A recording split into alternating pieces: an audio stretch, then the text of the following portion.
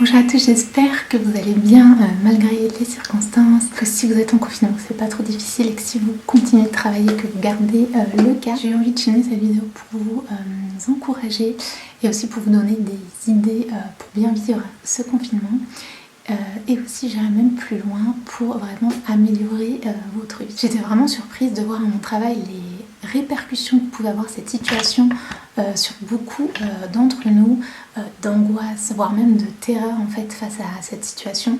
Alors il n'y a aucun jugement là-dedans, je pense que c'est normal aussi de se sentir comme ça. C'est vraiment une situation inconnue qui parle de maladie, qui a une répercussion mondiale et qui paralyse un peu le monde en ce moment, donc ça peut être normal d'avoir plein de sentiments qui se mélangent. Et on va pas parler de cette situation dans cette vidéo, c'est pas le but. Je vous invite bien évidemment à respecter les règles d'hygiène et de confinement qui ont pour principal but de désencombrer les hôpitaux qui sont en train de saturer et aussi bien sûr de stopper cette pandémie. Et si vous êtes vraiment touché par un gros stress et des angoisses en ce moment, je vous invite à faire deux choses. La première, ça va être d'arrêter de vous nourrir de tous ces médias, toutes ces infos en fait qu'on reçoit non-stop.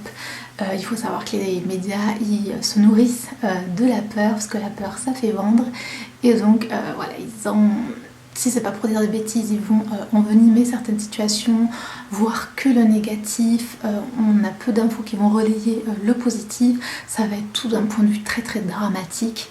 Voilà, on sait bien que la situation est très particulière en ce moment, je le nie pas, mais ça sert à rien de regarder les news H24, de savoir à la seconde chaque changement.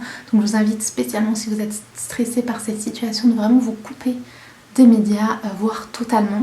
Moi je suis complètement coupée des médias, mais ça c'est de manière naturelle, je n'ai pas de télé chez moi, etc.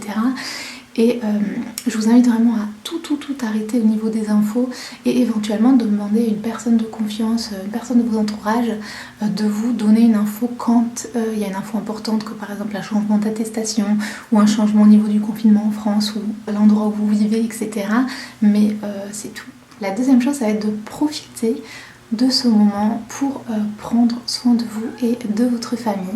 Alors bien évidemment on a tous des situations particulières, peut-être que vous travaillez, peut-être que vous êtes en première ligne, peut-être que vous êtes en confinement mais que c'est compliqué pour vous parce que vous êtes avec des personnes où c'est difficile, peut-être que vous êtes dans un tout petit appartement et très nombreux, peu importe la situation, je vais vraiment donner des idées générales, après à vous d'adapter en fonction de votre situation particulière. Je pense que si vous êtes dans un environnement familial sain, ça peut être vraiment un cadeau ce confinement, si vous êtes en confinement, parce que même moi qui travaille, je suis en confinement sur mes jours de repos, et on peut vraiment essayer de voir cette situation comme une bénédiction pour vraiment se concentrer sur des choses importantes. Et c'est pas parce que cette situation paralyse un peu le monde que le monde arrête de tourner.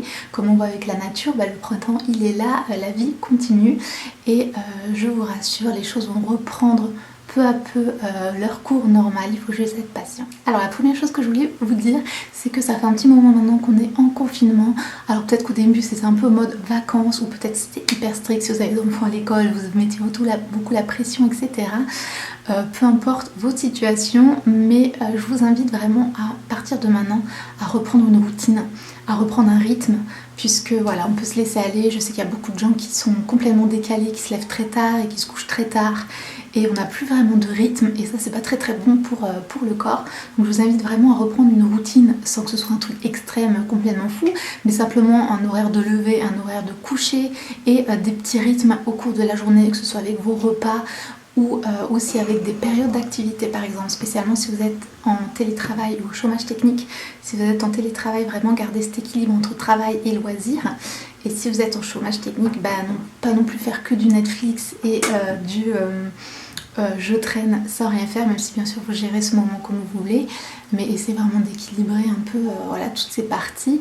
Et ce qui peut être intéressant, c'est de faire des parties, des tranches horaires en fait, entre par exemple le travail ou certains loisirs, avoir différentes tranches horaires pour rythmer votre journée. Spécialement si vous êtes en chômage technique, je vous invite vraiment à, en plus d'avoir des moments de loisirs, de vous détendre, etc., avoir des petites sessions où vous continuez d'apprendre des choses, à faire un peu travailler vos méninges.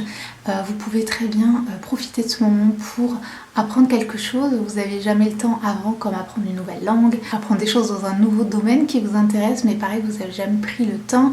Il y a une tonne de tutos, une tonne de formations, tout ça sur internet, ça déborde. Peut-être que vous avez des livres aussi chez vous que vous n'avez pas lus, vous n'avez jamais pris le temps de les lire. C'est le moment de ressortir tous ces bouquins, toutes ces choses-là. Ensuite, bien sûr, quand on est en confinement, spécialement si vous êtes dans un appart comme moi, ça peut être vraiment difficile de se bouger et de manger sainement. Moi je sais que si je suis chez moi, j'ai tendance à vouloir grignoter un petit peu à droite à gauche. Bouger, c'est un petit peu compliqué quand on est dans un petit appart. Au-delà du côté physique, être en bonne santé, etc., c'est vraiment aussi le côté que le sport peut apporter et manger sainement au niveau de sa santé. Le but, c'est pas vraiment de se mettre une pression et de culpabiliser, si vous avez pris 2-3 kilos pendant le confinement, pas du tout, mais vraiment d'essayer de bouger parce qu'en fait on n'est pas assez actif quand on est en confinement, bien évidemment. Donc vous avez plein de vidéos pareil sur YouTube, des cours, vous avez peut-être des DVD même chez vous de sport qui traînent. N'hésitez pas à les ressortir, et si vous avez la chance d'être en nature, pas trop loin, que vous pouvez sortir faire des balades, surtout n'hésitez pas. C'est plus compliqué si vous êtes en ville bien sûr, mais si vous avez la possibilité de sortir pour marcher un petit peu, spécialement dans la nature, faites-le, parce que ça, vous allez vraiment vous sentir beaucoup mieux. Le sport, ça va vraiment augmenter votre énergie, ça va du coup vous booster, vous allez vous sentir mieux et ça aide aussi à réduire le stress. Ensuite, si vous ne vous sentez pas bien, que vous avez besoin de pleurer, faites-le. Il ne faut pas brider ses émotions, vous dire oui tout va bien, alors que peut-être vous ne vous sentez pas bien du tout. N'hésitez pas, mettez-vous dans votre chambre, pleurez un boucon. Alors ne le faites pas H24, là il y a un petit souci, mais n'hésitez pas à sortir ces émotions, et ce que je vous conseille vraiment, c'est de les écrire, de prendre un journal, si vous avez un journal intime, ou prenez un journal, ou la section notes dans votre téléphone, peu importe, pour écrire tout ce qui vous passe par la tête, toutes vos émotions, tout ce que vous ressentez pour le moment, toutes vos angoisses, vos peurs, vos joies aussi, peu importe, sans vous mettre de limites, sans jugement, quoi que ce soit, laissez juste tout ça sortir. Ça fait un bien fou d'écrire, parce que écrire ça libère vraiment. Et je vais vous proposer d'aller un petit peu plus loin une fois que ça c'est fait, et à tous de vous poser des questions. Et la première question, c'est: qu'est-ce qui vous manque le plus depuis que vous êtes en confinement, depuis cette situation? Qu'est-ce qui vous manque le plus? Est-ce que c'est peut-être votre travail, peut-être que vous bossiez sur un projet super intéressant et que ça vous énerve trop de ne plus pouvoir bosser? Peut-être c'est vos collègues, peut-être c'est vos amis, peut-être c'est les sorties au resto, votre famille, je sais pas, votre grand-mère. Notez vraiment ce qui vous manque. Je vous invite à prendre un temps pour être vraiment reconnaissant pour ces choses. Souvent c'est des choses qu'on pense avoir pour acquises, et c'est justement quand elles sont retirées qu'on prend conscience en fait que c'est des choses importantes pour nous, que ce soit notre famille, notre travail, le fait de pouvoir sortir librement tout simplement.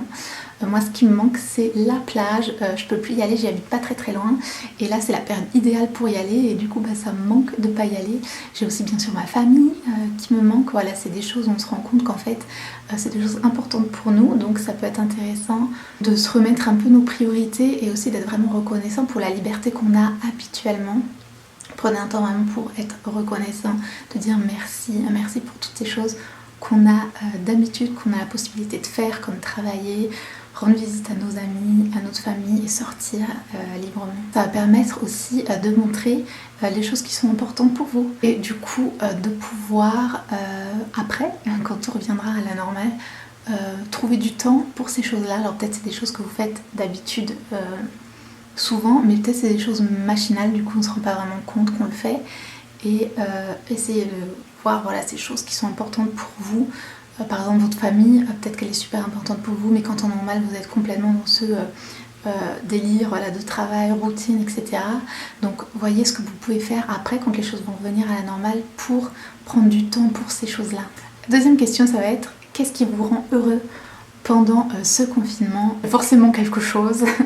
Alors peut-être que vous êtes trop content de plus être au travail parce que votre travail vous saoule.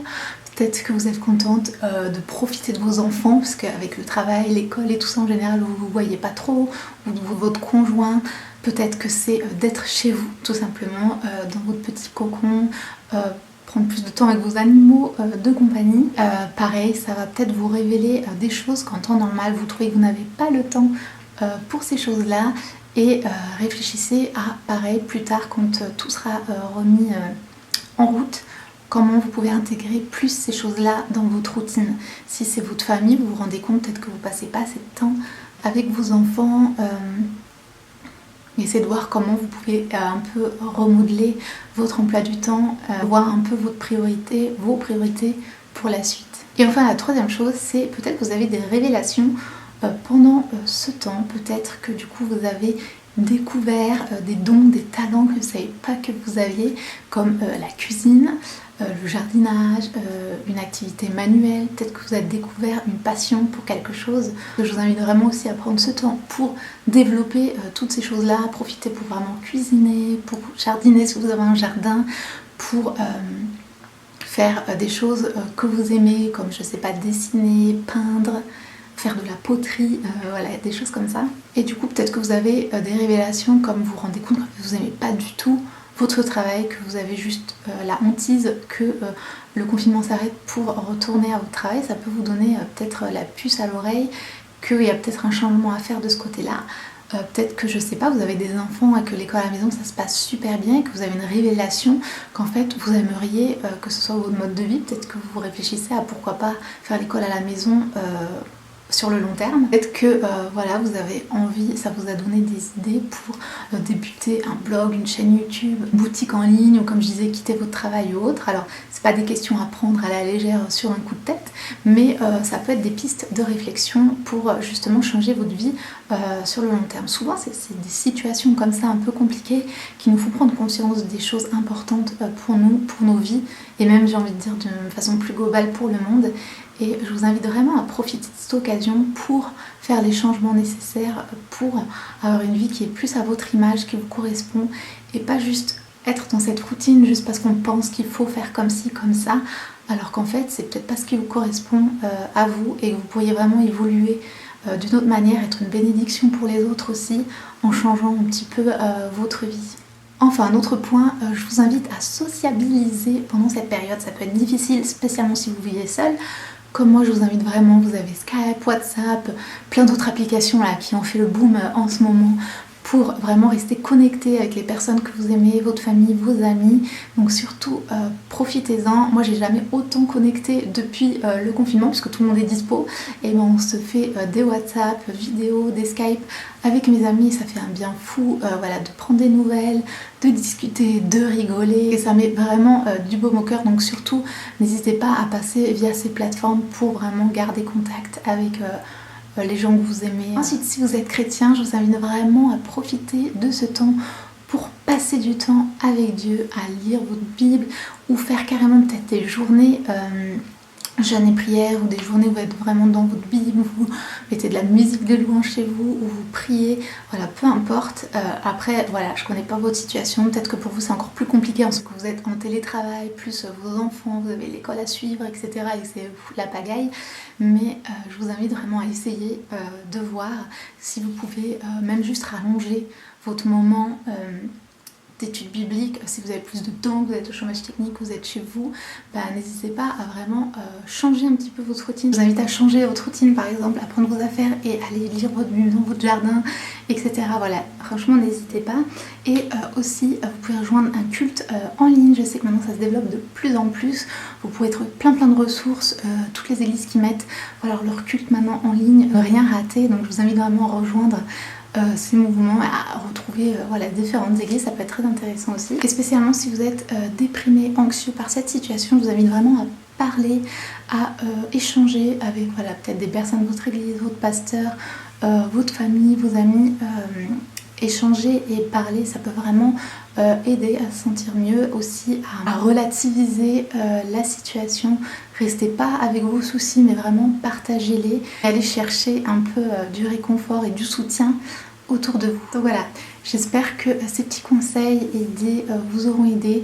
Je connais pas votre situation, mais je vous invite vraiment à garder la foi pendant ces moments-là et à être une petite lumière autour de vous. N'hésitez pas pendant cette période à être vraiment une lumière pour les autres, à témoigner à votre manière, à évangéliser, parce qu'il y a beaucoup de personnes qui dans ces moments-là, ils ont vraiment besoin de Dieu, et ça peut être une période où ils peuvent se tourner plus vers Dieu. Donc surtout n'hésitez pas, n'ayez pas honte de l'évangile, n'ayez pas honte de Dieu, mais soyez juste une lumière en étant qui vous êtes, en osant partager aussi librement. Et je vais vous rassurer aussi que ça va passer, peut-être plus ou moins vite. C'est pas une situation idéale, mais ça a quand même un impact positif sur certaines choses, comme par exemple la nature. On voit l'impact incroyable qu'il y a sur la nature, ça fait vraiment réfléchir.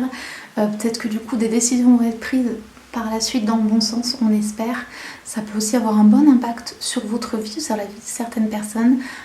Comme je vous disais tout au long de la vidéo, tous les petits changements qu'on peut, les prises de conscience aussi qu'on peut avoir pendant ces moments-là. Et ça permet vraiment de recentrer nos priorités et les priorités dans la vie.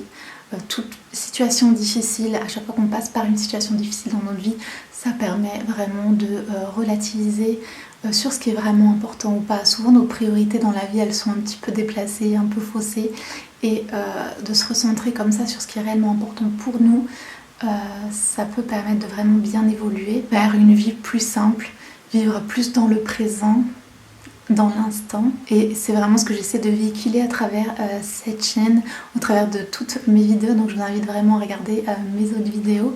Et notamment j'ai fait une night routine pendant le confinement, un peu différente, un petit peu relaxante. Donc si vous êtes un petit peu angoissé, stressé, je vous invite vraiment à aller la voir. Puis je continuerai d'en faire d'autres plus ou moins dans le même style. Donc voilà, surtout n'hésitez pas à me dire dans les commentaires comment vous vivez ce moment-là. Je serais ravie de vous répondre.